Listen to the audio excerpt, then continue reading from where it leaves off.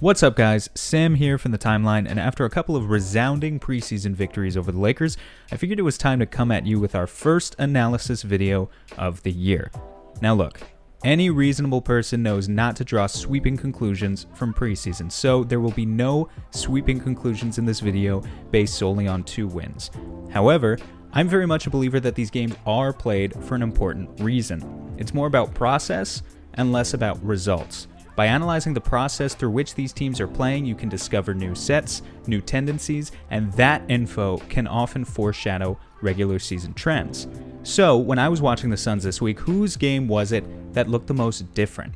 There was only one clear answer to that, and that answer was Mikal Bridges.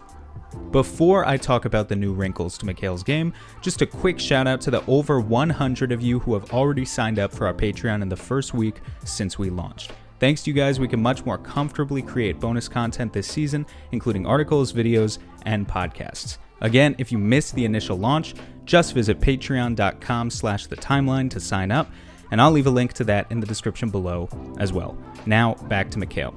The thing about Bridges is, many of us have seen greater potential in him for quite some time. Here's some stats that prove it. Mikal Bridges shot 51% on all mid-range shots last season, ahead of Devin Booker and ever so slightly behind Chris Paul. This made him one of the most efficient mid-range players in the league, just on lower volume. Mikal also has shot 46% on all pull-up threes throughout his career, which is exceptional. Again, with a low volume, but those early results are undeniable. We also know that Mikal has been a crafty transition finisher and cutter for quite some time.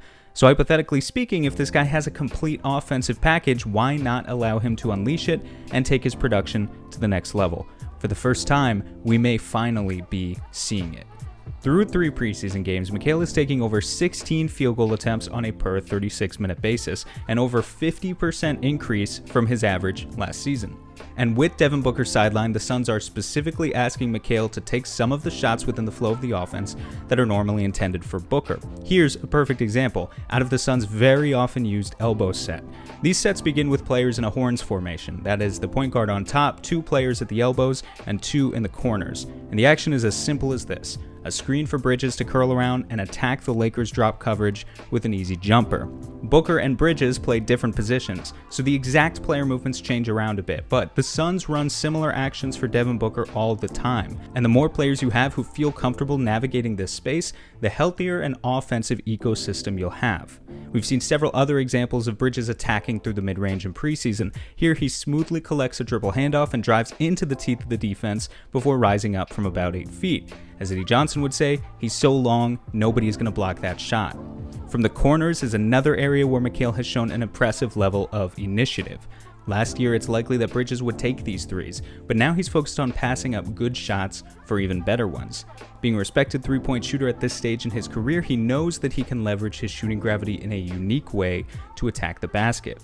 For Bridges, it's always been a question of confidence, which is why Monty Williams may be the perfect man to help the next stage of his development. Notice something really interesting happens at the start of this clip. Keep going, keep going! "Keep going," Monty shouts at Bridges, who looks like he's about to pitch the ball over to his point guard. But upon hearing this encouragement, Bridges advances the ball himself and takes it all the way to the rim where he earns a pair of free throws. Monty has even said in training camp that he wants Mikal as his third scorer, and now he's pushing him to get there. Notice that at no point have I mentioned the obvious. Mikal is shooting just 38% from the field in these 3 preseason games.